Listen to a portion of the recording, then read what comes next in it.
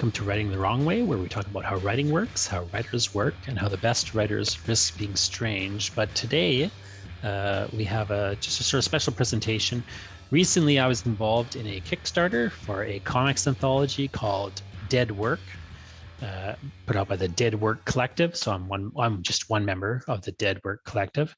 And to end the Kickstarter, we decided to have a big, live stream. So I got the recording from that live stream. I'm just going to present it to you here because, in addition to just kind of celebrating a little bit, we actually started talking about comics and the medium of comics and writing and creating art work for comics. And I think some of it was pretty interesting and pretty useful to people who maybe are interested in Kickstarter or interested in comics or just interested in writing and art, or just want to know more about Dead Work. Again, the Dead Work Kickstarter is over, but you can still go to deadwork.ca.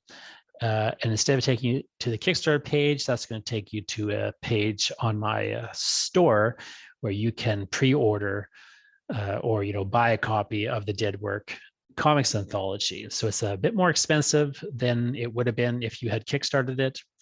But of course, I want to give the best prices to the people who actually, at the time came up and showed up and came out to support the Kickstarter and really make this book possible. So we were successfully funded. We're really looking forward to printing this thing and getting it to you.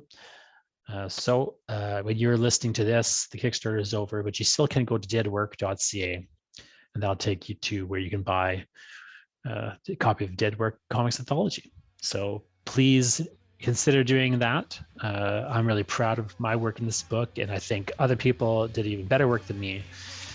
And really excited to share this Dead Work anthology with you. And now we'll just move in to the recording of the live stream where we're celebrating having successfully funded our Dead Work Kickstarter.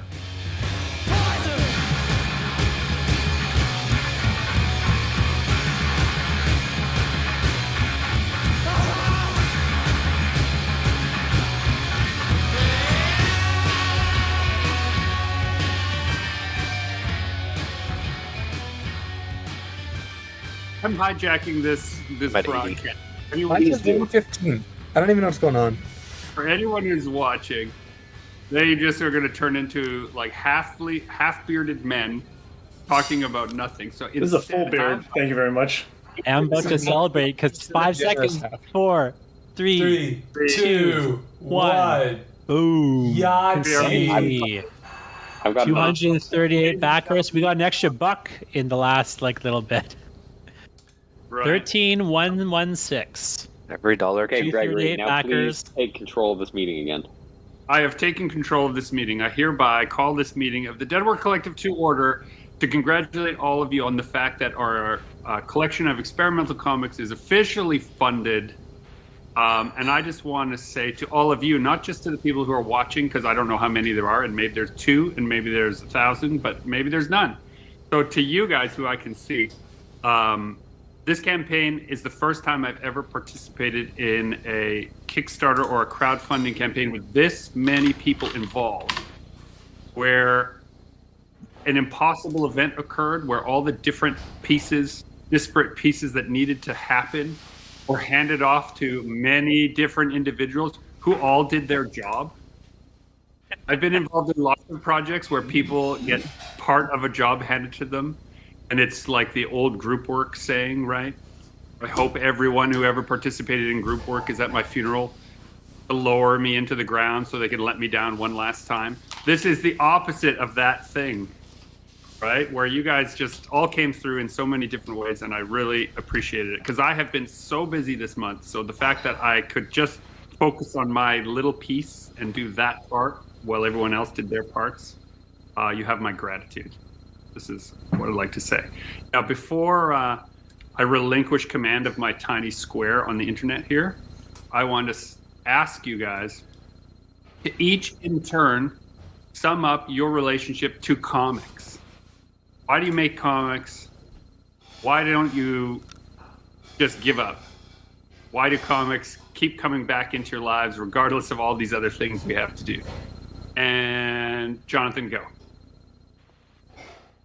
feel pretty new to comics, like the Eye Collector of Heavy Metal is my first comic that I ever wrote.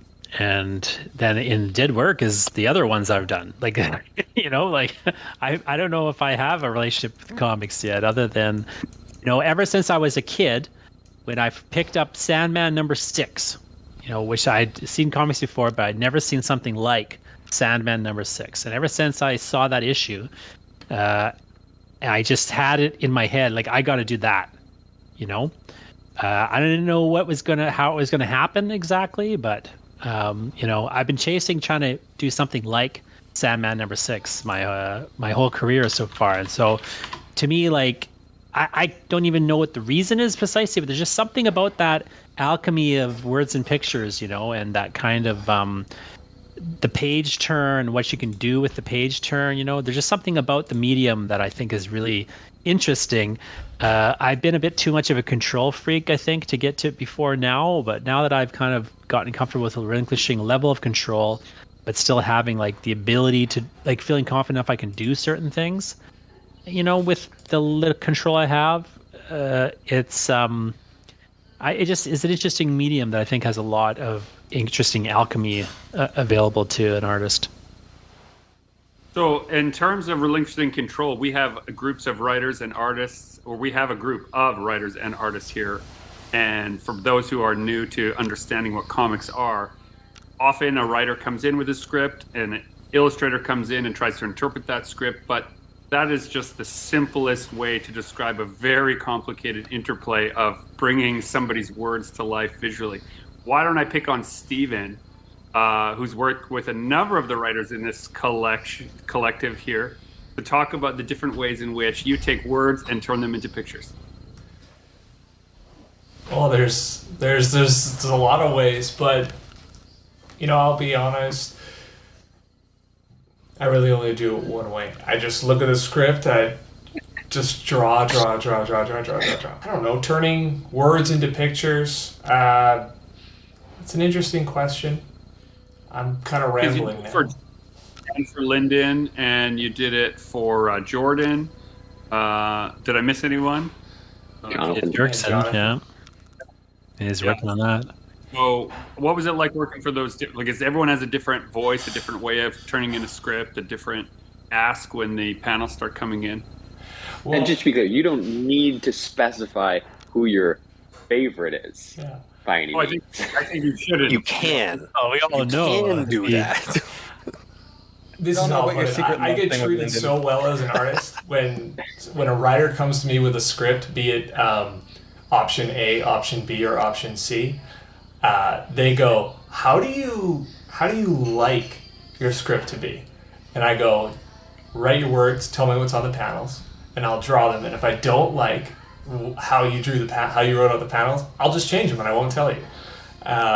And that's just kind of how I do. I've found, be it a benefit of being an artist or just like, I don't know, the dynamic of, I'm newer to comics compared to, I mean, been doing this for a little while, but like, my experiences are slim, like 3 writers, right? And what I've found is we really figure out how that script is going to work and how I'm going to read it before they even write it. So it's like, it feels like people are like catering to what I need to make sure the art gets done the best and the fastest. And I would say I really appreciate that from the artists. I really appreciate these guys for doing that kind of work, because it helps me get my work done really fast and it helps me get my best work done. And then I get to feel the nuances of each writer in that kind of set of rules, and it's really cool. So Zach, you write your own work and you illustrate other people's work. Why don't you speak to that idea of when your best work is coming out? What are the different barriers between you and the work when it's your idea or when a writer's idea? Yeah, Lyndon's going to laugh because I like having a script from someone else, but I don't heavily regard it necessarily. I like being told what to do, so I have a framework to not do that. it's nice to be like, well, I won't be doing that, but where am I going to go now? And it's nice to have somebody present a thing that I should be doing. Any of my teachers from any stage of school would probably have heard the same kind of thing. I like being told what to do so I can not do it. And that's very helpful to my artistic process, which is exceedingly frustrating to a writer, I believe. I believe you're describing oppositional defiance. It's one of my core personality things, unfortunately. An enduring trait as an artist. But why don't you did a whole bunch of short, like very short but very different in flavor types of stories in this collection. How did this come about? Why did this happen? Why is there so much Zach in this collection? And how do we get more of it? That's a great question. My 5 comics in the book, 4 of them are 4-page character intros to D&D characters. 1 written by Lyndon, 1 by my friend Josh Rose, and 2 by me. And then there's also a thread story, which is a continuation of my full-length graphic novel. So the 4 character intros, I think, were the interesting one, because they're the same idea of introducing a new D&D character, giving them a 4-page little splashy comic, and then 2 of them are written by me, 2 by friends, and they all turned out tonally quite different, even though they're the same idea, and I really think that I did a good job of like showing off the strengths of Lyndon's character in writing. That's a cool little twist on it's like a heist movie almost in 4 pages. Josh wrote a great little, like, I don't even know how to describe it, meditative little feel-good story about a barbarian somehow. Then I wrote 2 one goofy nonsense thing about my archaeologist, and 1 anxiety-ridden kung fu expert thing. I don't know. They're all very, very different, but I had a lot of fun doing them, and it's kind of cool to see the different flavors that the writers baked into their stories. I'm trying to bring that out. So we let the writers have a say for a minute, or I should say we let the artists have a say for a minute. Maybe we should let the artists chime in. Jordan, why don't you tell us a little bit about what it's like getting your words across to artists, and is there a moment where you open your inbox and you're not sure what has just come out? Every moment in comics is that, I think, but I don't know. It sounds like there's like a negative connotation to that, like, oh, you're scared or nervous or something might be wrong with it, but that's not the case ever at all. Like, I'm always just so amped to see how it's different because it's always good. Right? The artist's interpretation of a page is always better than what I have in my non-artist brain. So I love it. I love it every time. Every artist I worked with 3 different artists in this book, 2 of whom are sitting in this chat with us right here. Chris right above me, and Steven's over that way on my screen anyway. And yeah, with both of them, I just gave them, I don't know, like scripts, but I didn't know how good they were going to look at the end. You know, you don't know that as a writer, and then when they turn back those pages and they change your ideas, like Steven was saying, like, oh, maybe change a panel that they think is not working in their brain, and it turns out way better. I love it. I love telling stories with my friends. That's why I make comics, and that's what we did here. We all told stories with our friends together. Chris, can you and Jordan tell me about how you come to the color choices in your story? That's all Chris, 100%. Okay, then Chris, yes, you're on the spot. on it. Okay. I just do the same color scheme for a lot of comics. I just use split complementary, which I just think works. It gives you 3 colors, and then I just work within that. I decide one thing is props, one thing is backgrounds, one thing is characters, and then I sort of intermingle them. Although I didn't really do that for Night of the Hive, but it's just very strict color choices, and I just go with something that gives you multiple options, but is somewhat like closer knit than like if you're doing like a triad color scheme, but has more diversity than like an analogous color scheme. So I just stick with split complementary. This is kind of my go. I think you stuck pretty closely on like the first draft of it, and then you sent it to me, and you were like, "Could I change some of the colors of the characters to increase the readability?" I was like, "Sure, whatever you think is best."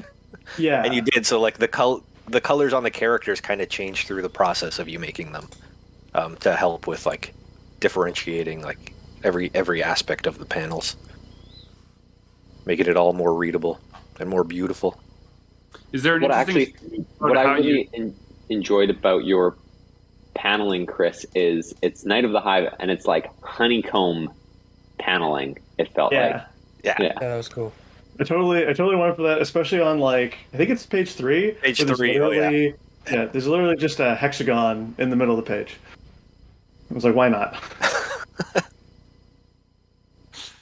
Is there an interesting story about how you came across using this color method in comics? It's not very common in too many visual medium that I see, but I also usually pick a very limited palette, so I'd be curious to know as to your reasons for that.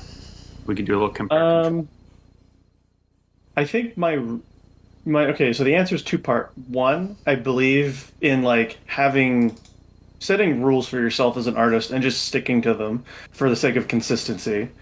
And I guess another part of it is I like a lot of the aesthetics of retro games from the NES or the Game Boy Color, and those have very limited color palettes. You're usually a single sprite tile can only use 4 different colors in it. But also, it probably comes down to a mild lack of ability of rendering realistic colors and lighting. If I just use a limited color palette, I can just be safe and stick with these colors. Whereas instead of trying to figure out what the reflected light looks like on the edge of this thing while it's in this kind of lighting, so. But that's Which stops you from thinking too much? 3 part.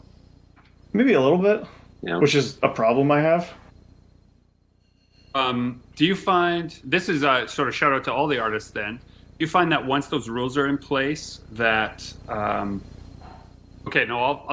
frame it as a statement. I find that when I have a certain number of rules in place, it allows me to relax a little bit and just lean into the process of making things, because now I have rules to follow. Instead of there being any way to do it, I'm doing it this way, and so now I have some framework to work within and experiment with. Is that the same for all of for you guys, that you need to set some rules for yourself before you can start on the page, or do you discover that along the way? I guess it's a folded question in at what point do you know this is the style, this is the color, I'm ready to go? Chris is laughing because my question unfolded like origami.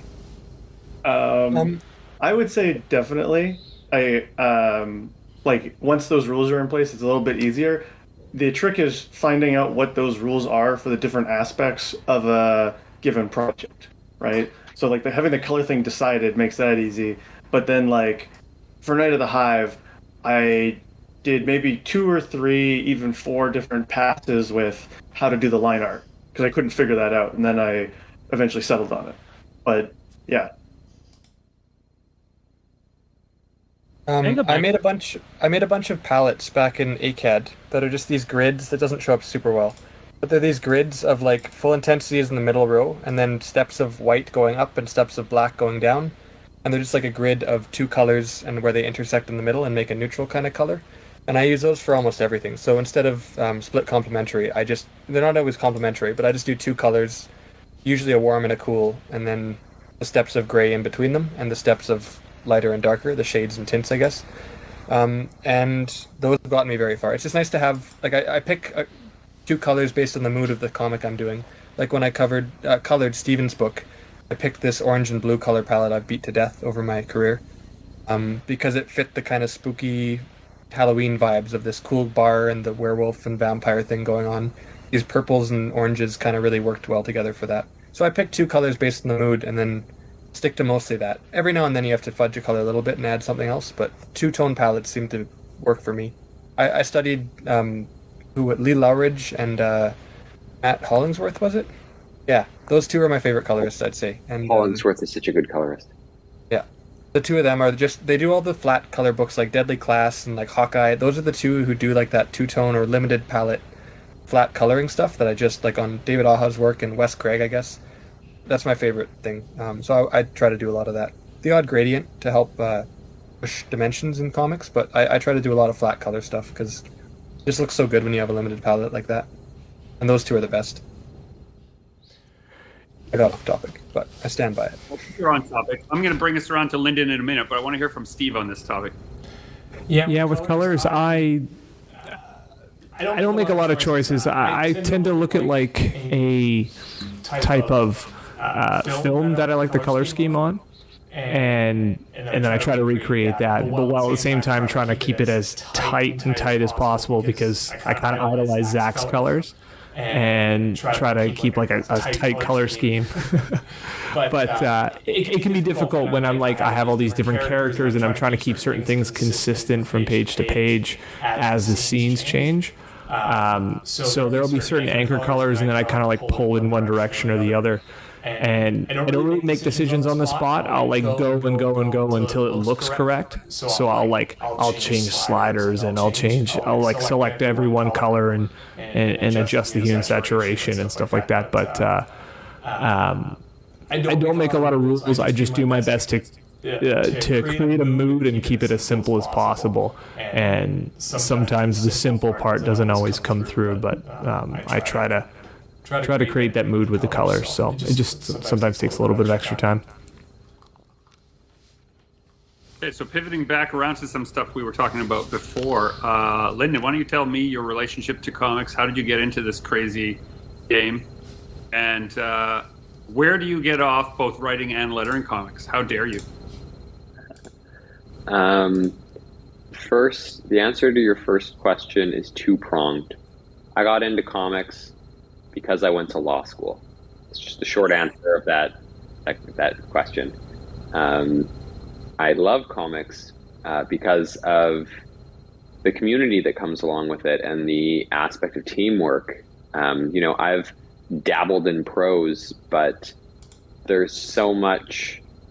It's so different than working in comics and being accountable to another person or a team of people, and the sorts of incredible ideas that you can produce when it's more than one mind coming up with those ideas. And I'm continuously amazed by the result of mixing my ideas with someone else's ideas. Lettering, I letter because I don't think that this is going to, I don't want to be like rude in this, but when Stephen and I were working on our first book and I was just the writer, I looked at the time commitment of being a writer versus being an artist and thought, I need to pull my weight in this relationship, and being a writer is not enough to do that. So I decided that I was going to learn to letter also. And, I joke about this quite often in that anyone online right now tells you if you want to make a professional looking comic book, hire a professional letterer, otherwise it's going to look bad. And in most cases, I'd say they're probably right, and maybe I should have listened, but I didn't listen. And so I lettered Infinite Universe, our first book, probably 3 or 4 times all the way through the book to get it to a point where it was, technically sound, if not, as stylistically, precise as I am now, or a little more refined as I am now. But the answer to the question is simply, I wanted to do more in that role as a team player, and I found that being a writer, in my opinion, just wasn't enough to satisfy me.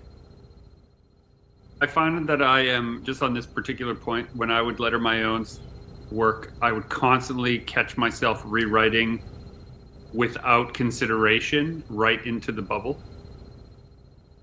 I'd be working from a script, or I'd have it laid out, and then I would have illustrated everything and be working to a precise measure, and then I'd be like, oh, maybe it should say this now that I'm lettering it. And sometimes that effect was wonderful. You'd have this moment of inspiration that really lifted up the whole work, but sometimes I would cut off my own nose despite my face trying to be clever in the moment just before it went off to print. It's so nice to be able to take out that one word that makes the balloon actually fit. That's so nice. And you can't do that with somebody else's words. It's nice to do your own stuff, because you're like, this word is out, and I just save myself a whole lot of headache. Lyndon, you can do that with my words. to play into something that Jonathan said earlier, and that was the aspect of control. I really appreciate that, it's my hands that are on the product. Mine are the last hands on the page before it gets finalized. And in that, it's really nice to be able to pivot and change things as you need to better suit the art. I'm sure you've said it before, Gregory. I know many professionals have said it before, but the act of working in comics is I don't know if I can call it like a dance, but essentially, if you're not revising your script based on what the art looks like, then you're skipping a very important step of the comics making process.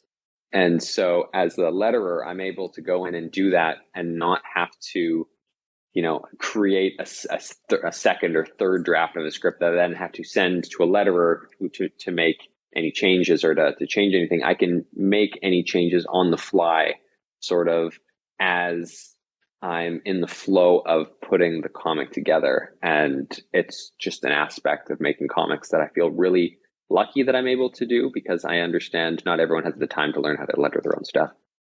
No, I saw Jonathan get really excited there. I think he has some things to say. And I know because he works with me, I always send him curveballs in the art. So he's constantly having to rewrite things.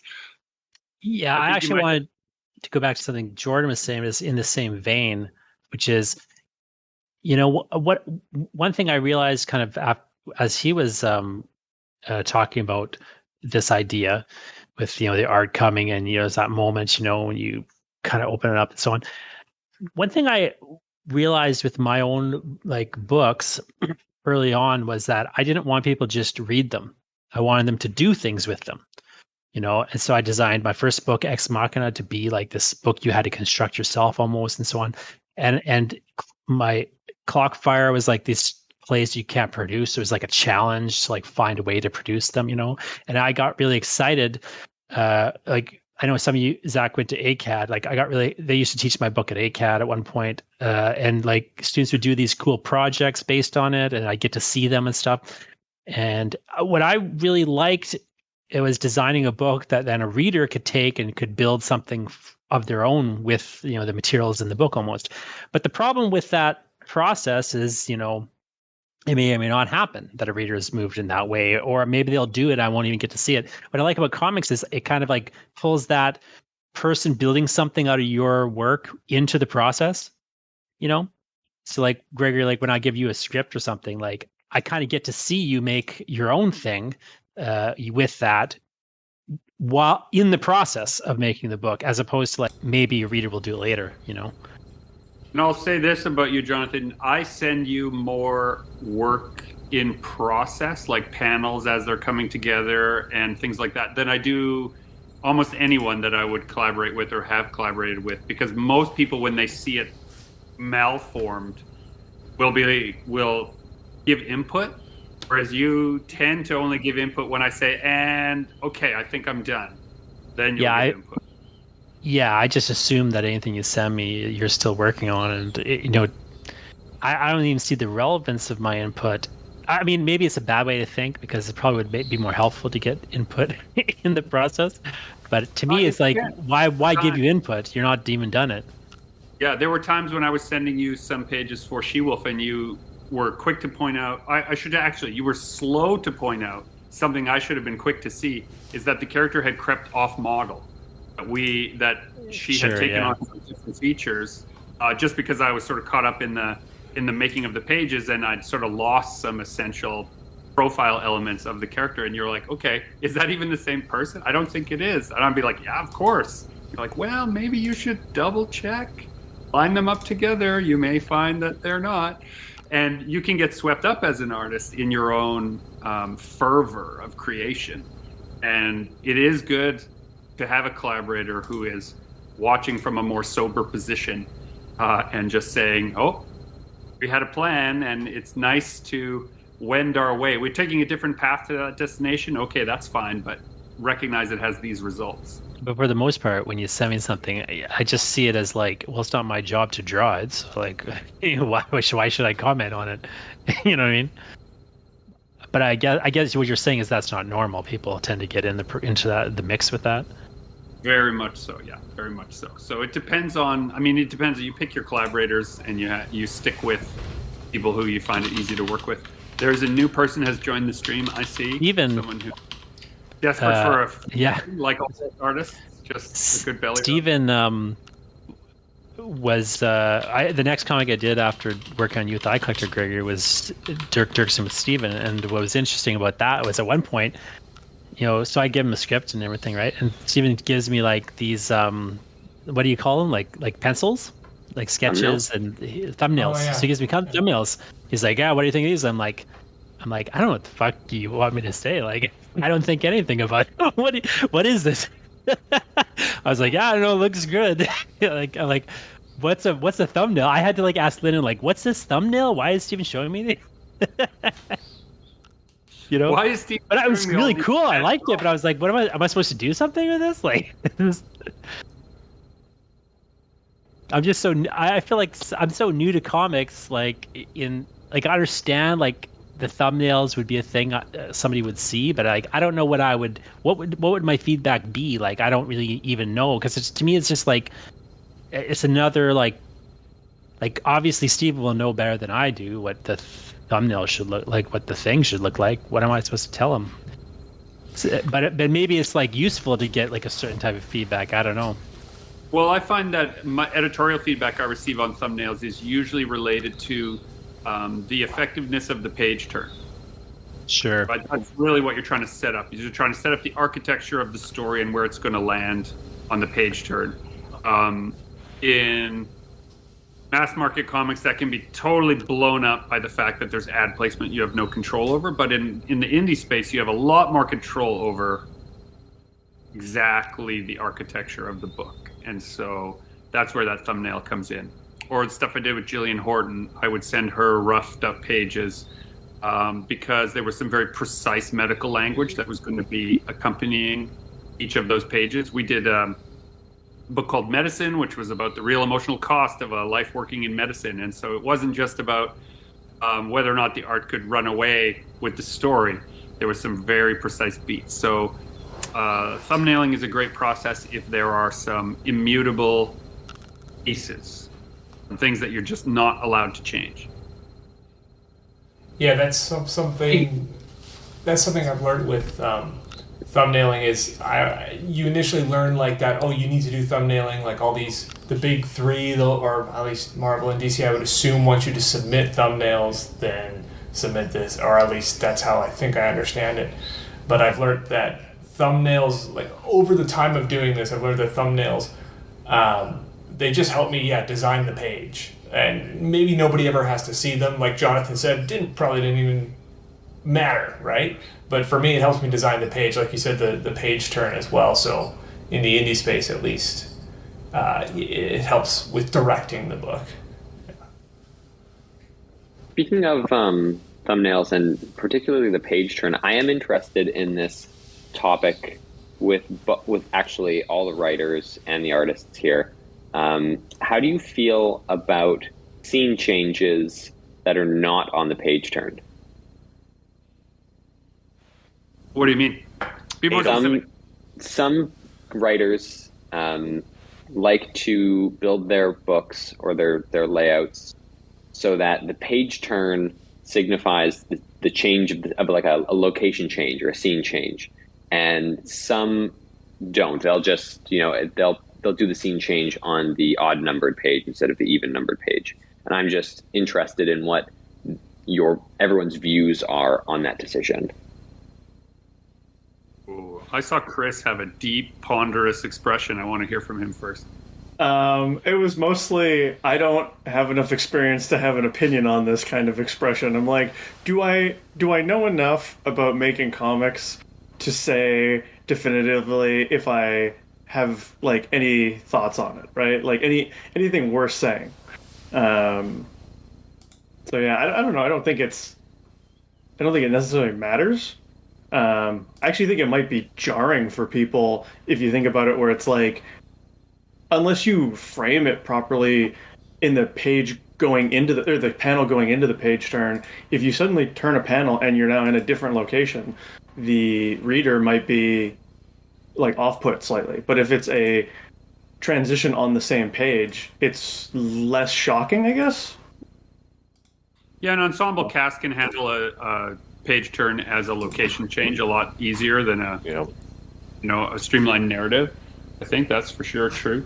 Yeah, like if you're jumping between characters' point of view in different areas, that's But like, let's say you've got a story and the character's going from point A to point B, and if that panel before that page turn doesn't indicate that we're going to be in a different location at some point, the reader might turn the page and be like, "Did I miss something?" They might get confused. Check if their pages are stuck together. I once read an interview with Tom King, and he talked about when he first started doing comics. He was very fixated on the idea of doing scene changes on page turns because the 2-page spread can act as sort of an insulated scene or an insulated beat.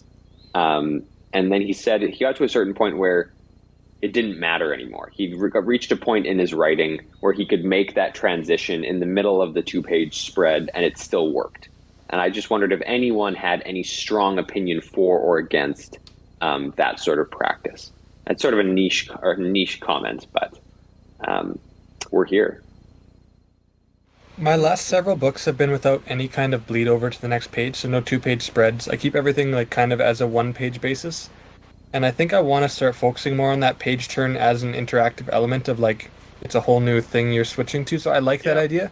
I haven't really used it. Like I haven't thought about it when I'm making my comics to this point, because I'm usually trying to print on the cheap, which means no bleeds. And so I kind of treat every page like its own thing, which means that when it comes time to make the book, you can play around a lot and just put stuff wherever.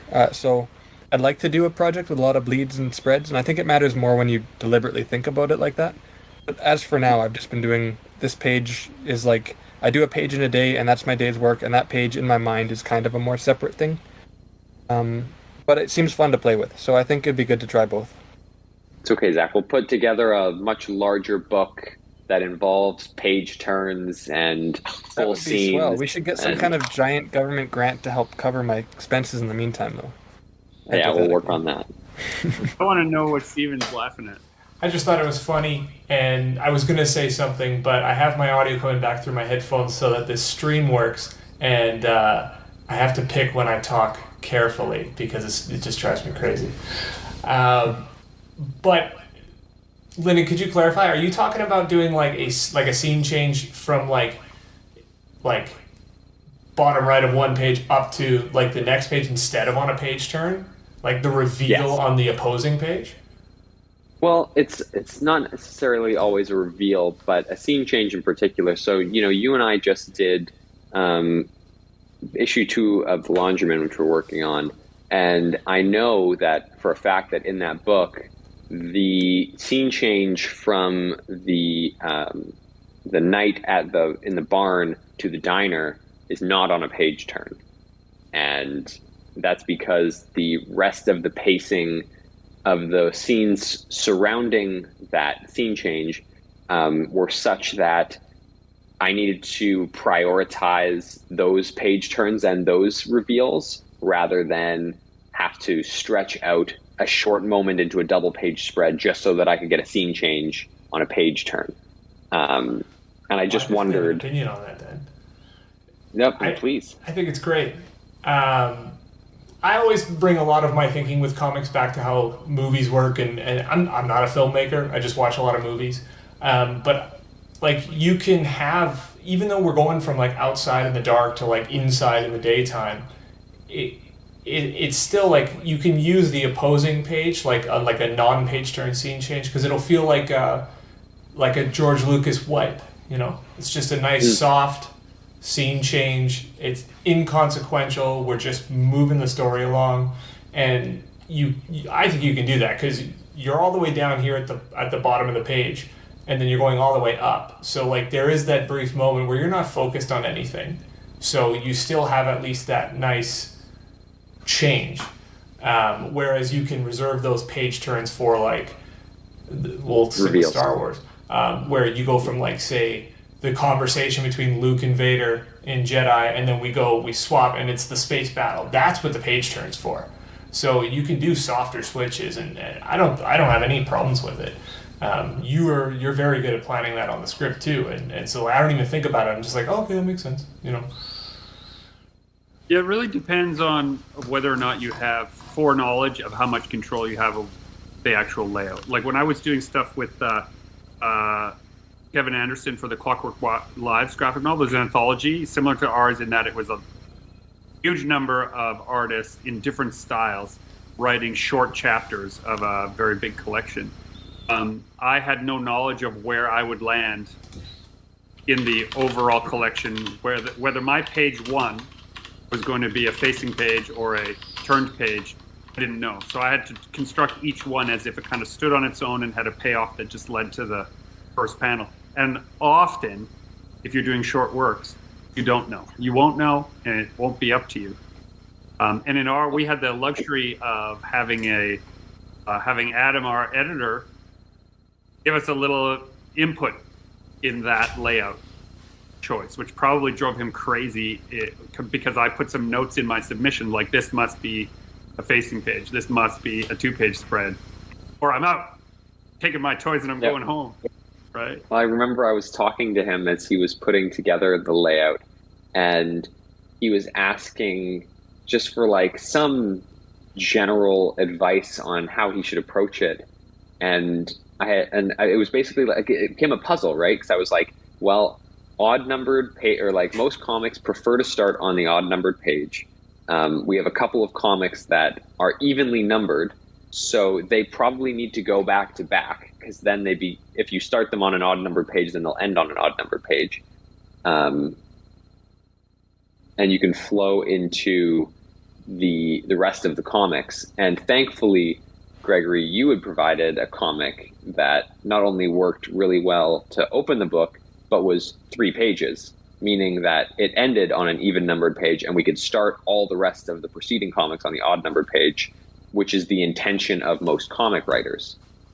It's funny because that one I was convinced would be cut. I thought that one was like the strangest, weirdest little short, like, it's for sure my favorite one in the whole book. I was like, they're going to cut this one for sure, but I'm going to submit it, and I hope the editor likes it. And then it turned into the mascot essentially for the whole thing. It's a great tone-setting comic. It is. And yeah, the mascot thing, he looks so good in all the ads. Like, it's so intriguing and weird to see the creepy face and the crow on his head saying something. Like, everything about that was so good for the ads, I think. Because we're saying 22 weird comics, and there's the weirdest dude you've ever seen. That, I think, really helped push the book. Well, it's funny, too, right, that method of the exquisite corpse, for anyone watching that doesn't know, is a way where an artist draws part of the drawing, hands it to another artist, they do another thing. And so this character is called the Exquisite Corpse, so I wanted to include him because I felt like our whole book was kind of like that. Absolutely. No, it's a good tone setter. Adam is a visionary. I had a lot of fun seeing Justin's updated artwork for our little story. We had done that one a good while back for a charity, and we just really liked it, but we had no place else to put it. And there's this weird thing that goes on where a lot of people who want original content, they want to be the first one to get it into print. And so a weird miasma hangs over work that printed somewhere else, even though in our case it was for a charity, like a children's charity, but that was withholding it from being published in other places. And so the fact that we could just take control of that thing that we owned and put it in a book, that was really gratifying. And Justin played around with some amazing, he usually does very clean vector illustrations, and he played with textures in this one and noise in a way that he normally doesn't. So he got to go back to existing artwork and experiment with some final outputs, which was, for me, really exciting to see. Talking, like we were saying, Jordan, about stuff showing up in your inbox, and it's like, oh, not what I expected, but so much better than I imagined. It's amazing. Yeah, such a great thing to do. So our book is going to be real, gentlemen. How does that make you feel? Weird. I guess Our me book and was Craig were always the only real. 2 people who have fondled it in person. The proofs I got, at least. I mailed Gregory a copy a while back, and we've both gotten to sniff that heady vapor of a new book. And the new book feeling of opening a new book, even if it is, as it's called in the business, a dummy book, right? Just a one-off. So that I want the play-by-play on Gregory, you receiving that, because you didn't know it was coming, right? I gave Zach your address. Correct. Contrary to my explicit instructions that you should never let anyone know where I live. Actually, you sent me a thing a while ago, and I just threw it out, like the packaging at least. So I should have had your address. I just don't write things down. Yeah, I'm just being silly. Gregory, I knew this was a good exception to make. I had ordered the, what was it, Unpossible Beast? Something, Jonah and the Unpossible. Jonah and the Unpossible. Yeah, that's one of my favorites. Chris Samney. So I actually thought that's what had arrived. So I was like, ooh, my book is here. And I opened it. And for a brief moment, I said, what the hell is this? Oh, this is from Zach. Wait, this is our book. How is this possible? How am I holding our book? We haven't printed it yet. So it was a nice little twisteroo in my mind. But there's nothing more exciting than that potential of where it can go after that. Once you're holding that book and the work is done and the copy is arranged and you know that everything else is just academic now. Print it, put it in people's hands. It gives you such confidence to go on and say, okay, the work I'm doing now that I don't know what it'll be for has a purpose. I don't maybe know it now, but there is a future for all of these weird little disparate things that you create just in order to be creative. Why don't we take a minute and talk about what everyone's working on right now? Maybe not right this second, but... I just texted Riley because I forgot. He was supposed to blurb our book so we can send it off to the printer, and I forgot to harass him. So I just did.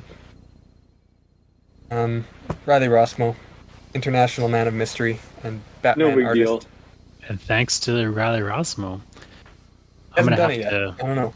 I'm gonna have to bail out on you guys in a minute for my own, shame. Are you putting family first too? Unfortunately, I have to shamefully put family first in. But I'll answer Gregory's question first. Yes. Which is, with Gregory, I'm working on more Eye Collector. So we're very excited about doing that. So Gregory has done the art for issue 6. I am rewriting text for issue 6. We had kind of broken the story and kind of storyboarded it out together. Standalone issue, a single, complete, delicious meal. Mm-hmm. So a single, complete, standalone Eye Collector story before another Eye Collector story arc. And so I'm kind of the holdup on the project right now, and I'm just kind of writing to the images, like based on what we had agreed I would write. I'm just kind of finalizing the text and then handing off to Lyndon there, who's going to do the lettering on it. So it's my big project at the moment. Yeah, I'm keen on it. It's probably my first project where because I have such a developed relationship with the letterer, I really thought about you often, Lyndon, where I was like, oh yeah, right.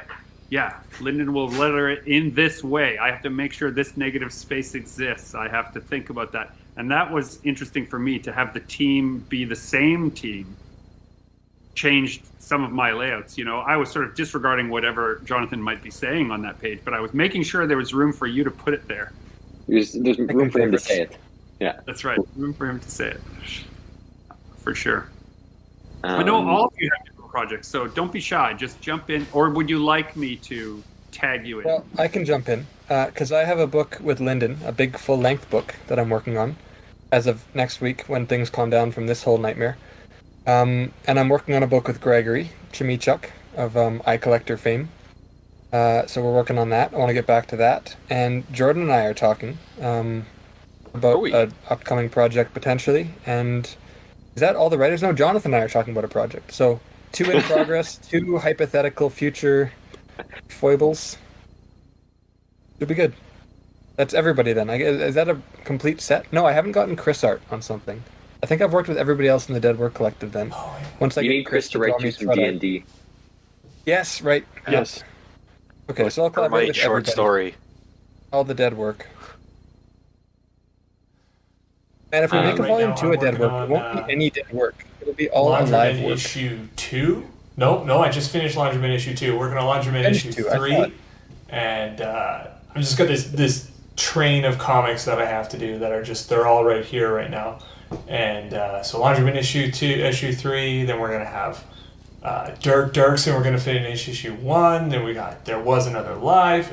It's just wonderful. It's just a great time for always a great time for comics, great time for Steven and comics. So it's good. And a shout out to Lyndon for finding money for all of those somehow. Man pulls grants out of thin air. Those are all under my name. I got those grants. Oh, sorry. Yeah, Lyndon's garbage. Steven's where it's at. No, you know what? Lyndon done for anybody lately? To something. Yeah, I told Lyndon how to write a grant. He's like, I wanted to letter to like share the load and stuff like that. Yeah. Yeah, he does other things too. He's basically my manager, and I think everybody else who has done work with him would know him. He has a great full-time manager. That's the reason I hired you. Yeah. So like, I don't know how he finds time for anything else. I'm such a diva. Oh, we're making him blush. in the center, Lyndon, of the whole thing. Yeah. Okay. So I'm trying to make you blush. It's just mine's your job.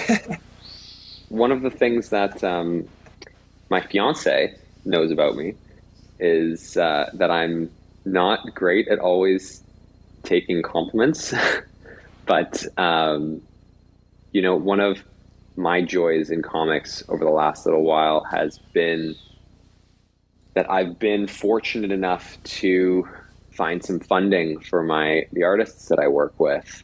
And that really means a lot to me because at some point or another prior to this, all the artists here have taken a chance on me. And it makes me feel really good that I can sort of return that in a monetary fashion. So right now, Zach and I are going to be working on a full-length book. It's been picked up by a publisher. We've been lucky enough to get some grant funding for it. Steven and I are working on 2 books.